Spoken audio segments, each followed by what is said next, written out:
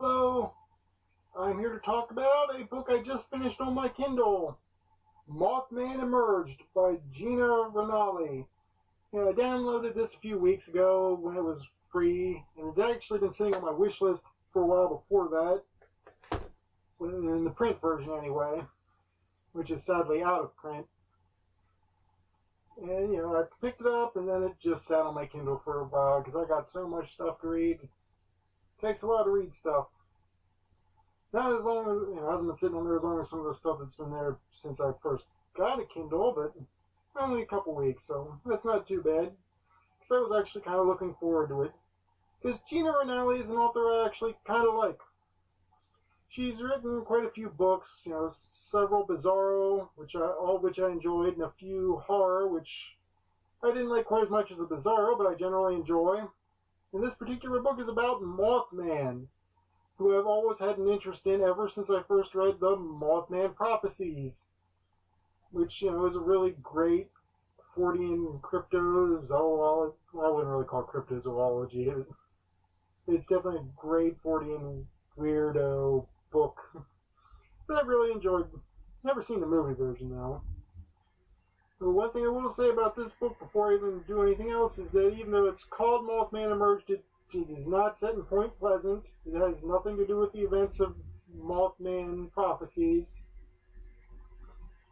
And really basically only seems to be fairly loosely based off of the actual creature from Mothman Prophecies. I mean, yeah, it's a giant moth, but instead of just flying around and seeming to be some kind of omen for the bridge disaster, this one is more violent, killy type. Which, is probably a good thing because this is a horror novel, and violent, killy works a lot better in a horror novel than Omen of Doom. Well, I guess Omen of Doom can work good too, but this is not it would work alright in a quiet horror novel, but that's not really Ranalli's style. Anyway, why don't I read you a bit from the first chapter? Jason Tremblay breathed deep, inhaling the sweet smoke into his lungs, holding his breath for several seconds and then releasing it into the air. The summer night was warm and bright elsewhere, but not in these woods where he'd gone to mellow out and smoke a J to get away from the sounds of his parents fighting. The forest behind his house was deep enough to get lost in, and a good place to hide, to chill, and to think. And at 15, Jason did a lot of that.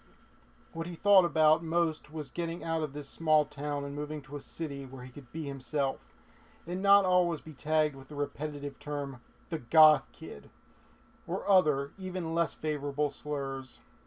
It was true, though, he was a goth kid, despite his dislike of the label. His hair was dyed black and cut in such a way that it hung long, falling onto his face on one side, while the other side was shorn so short it could have been considered a buzz cut. He dressed almost entirely in black and had worn dark makeup and black nail polish nearly every day of his life for the last year. His music tastes tended to be industrial metal, and his parents had just bought him an electric guitar for his birthday, a hobby he was getting to be fairly proficient at. The very first song he'd learned to play in its entirety was the Kinks' Lola. Not metal, but controversial and easy, both of which Jason was fond of. He had dreams of starting a band at some point, and that dream was what he'd been pondering when he'd been sitting on the mossy ground, his back against a tree, listening to the sounds of the woods, while thin shafts of moonlight shone through the treetops and cast many spotlights here and there. Almost to the end of his joint, he felt pretty stoned, but not enough to be completely zoned out, which was why, when he heard the odd, faint crackling sound above him, he knew something strange was happening. Okay, yeah. As you can see, it starts off with a goth kid out in the woods getting high, or smoking weed anyway, I don't know.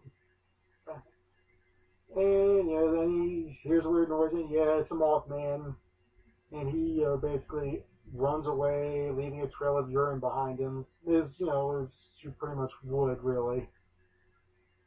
And it's probably a good thing for him that he did, because it rapidly turns out there are Mothmen popping up all over town, and these aren't your friendly neighborhood Mothmen. They're They kill a few people off the bat. They basically go crazy and attack any loud noise they hear, and they're attracted to lights because they're moths, and they're chopping people up. And there's a whole swarm of them attacking this small town in Washington State, and they're very violent, and they have poisonous dust that basically causes any flesh they get onto to melt. But they're also total wimps that can, basically even kill one by hitting it with a rock. And not even, really hard, just throw a rock and it'll smush it. But there are a lot of them, and they are violent killing machines, apparently. That's pretty much the plot. There's a swarm of Mothman attacking a small town. And there's also a secret government agency known as Your House that shows up to do something. Yeah, to be honest, that's one of the things I didn't like. It's never really understood exactly what the heck their point is of being there. I mean, just basically seem to be there to try and cover it up. And basically, if they hadn't bothered showing up to cover it up, it wouldn't have made any difference because, spoiler, everybody dies. The government just sends in the army at the end to boom, blow everything up.